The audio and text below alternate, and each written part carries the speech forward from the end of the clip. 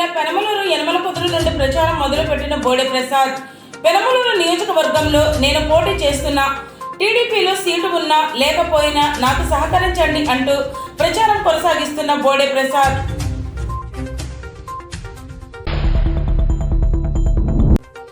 నేడు వైసీపీ అభ్యర్థుల జాబితా విడుదల.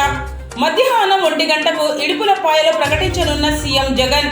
175 అసెంబ్లీ, 25 ఎంపీ అభ్యర్థులను ప్రకటించనున్న జగన్.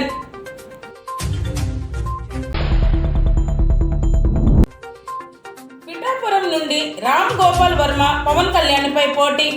సడన్ గా నిర్ణయం తీసుకున్నానన్న వివాదాస్పద దర్శకుడు. ఎక్స్ వేదికగా ఆసక్తికరంగా స్పందించిన ఆర్జీవి. పిఠాపురం నుండి పోటీ చేస్తున్నానంటూ పవన్ ప్రకటించిన కొద్దిసేపటికే ఆర్జీవి ట్వీట్.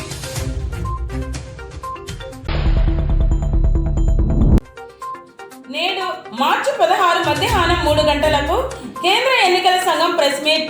ఎన్నికల షెడ్యూల్ ప్రకటించనున్న ఈసీ. లోక్సభతో పాటు 5 రాష్ట్రాల ఎన్నికల షెడ్యూల్ ప్రకటించనున్న సిఈసి.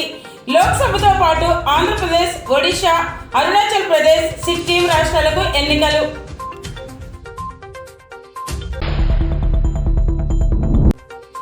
ఎమ్మెల్సీ కవిత అరెస్ట్. లోక్సభ ఎన్నికల వేళ బీఆర్ఎస్ కు బిగ్ షాక్ తగిలింది. కేసీఆర్ కూతురు ఎమ్మెల్సీ కవితను ఈడీ అరెస్ట్ చేసింది. ఢిల్లీ లిక్కర్ స్కామ్ కేసులో ఆమెను అదుపులోనికి తీసుకుంది.